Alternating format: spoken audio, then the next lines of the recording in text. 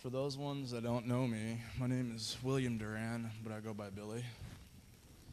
And I'm going to share a little bit about what God's done for me. 7/28/2007 is where I was at in a very bad place. All of my actions and selfishness got me into prison.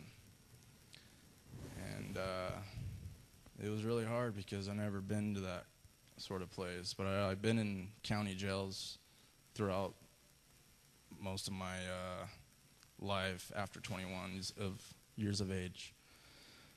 More of my problems came after I turned 21. I really didn't have any kind of law chasing me before I turned 21. My drug was alcohol. That was my main choice. It was legal unless you got behind the wheel.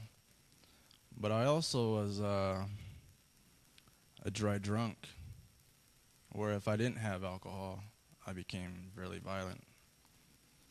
I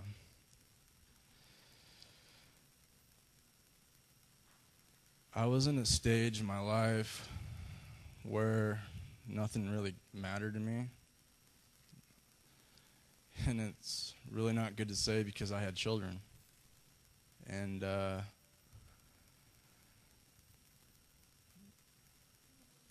can't say what my heart was feeling for my kids because it really kicked my butt. I neglected them. I neglected my wife. And she's been standing next to me for 11 years. So the chance where I had this feeling in my heart when I was in the penitentiary. I had this person that he was there a worse crime than I was. And he's never going to get out. But what I found out just recently, he was my Holy Ghost. Because this guy, from day one, kept trying to get me to go to this meeting. And I did not want to go. I kept pushing him away. I just told him I wanted to sit and do my time with no problems. I don't want to meet nobody. I don't want to make no friends. I went in there with a big chip on my shoulder and expect a big chip when I got out. Many months went by, and this guy kept coming to my cell asking me to go to these meetings with him. And I said, no, just leave me alone, man. I'm not interested. And he did. He left me alone. Well, there was a time that I wasn't getting any mail. Nobody cared. If they did, they just wanted me to realize what I've done on my own. But my mind didn't work that way. My mind was saying, I'm not getting any letters. I feel really sorry for those people when I get out. That's my mind working that way, that evilness. One Wednesday in the penitentiary, the man shows back up at my cell door. He asked me if I wanted to show, and he stops himself in the middle of his sentence and says, oh, I understand. I get it. You don't want no one to help you. You don't want nobody to talk to you. So he leaves, turns around and starts to walk away, and then I was feeling really hurt. And I didn't know why.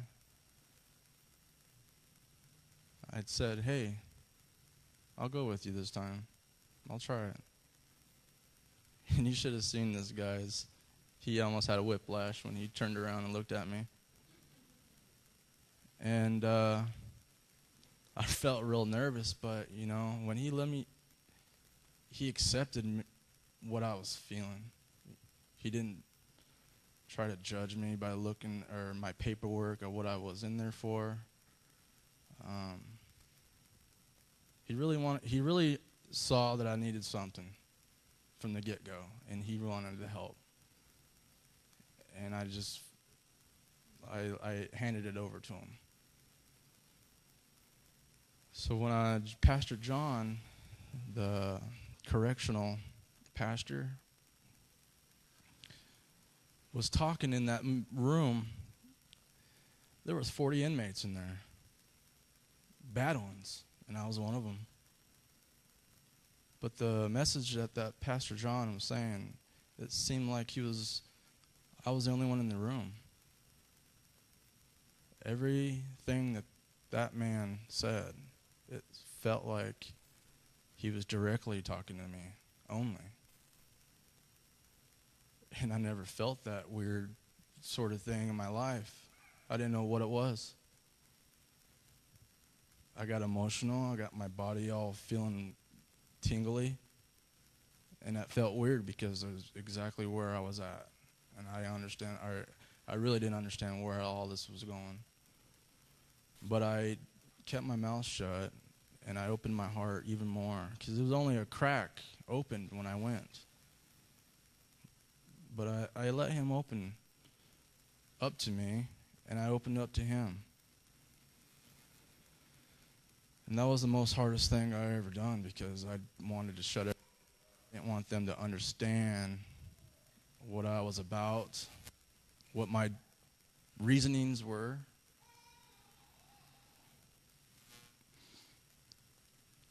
The only thing I kept saying to myself in my heart was that I have a lot of children out there that are looking up to their father, but they cannot have a father in the penitentiary. Before all that, I didn't care. That man was my Holy Ghost, and I understand that now. He was trying to get me to look a different way, and I kept shutting him out. But now I accepted him, and I couldn't ask anything else. I really believe that if someone's down in that kind of rock bottom, there is hope. There is that power that you will receive is once you opened your heart to the Lord. I'll guarantee it. Because the kind of people we were, Ricky, you would never ever think that something that powerful, as stubborn as your heart was, to let something like that come in. It's really amazing. I have a really awesome discipler, and not just a discipler, he's my friend. He's all your guys' friends as well. I cherish that man because there's been a lot of stuff, a lot of interesting things that he has told me that I would not have ever grasped and put to my heart. If he would have met me 3 years ago, I probably would have just walked on and put my head up in the air. It's an awesome change. It really is. It's a feeling that I'm sure some of you guys have experienced it. But it's an awesome change that I will never ever throw away again. There's that I said I wasn't going to say. There's a lot of good fruit from it. And for all the people that's in the same kind of boat, or they know people like that, just tell them, encourage them.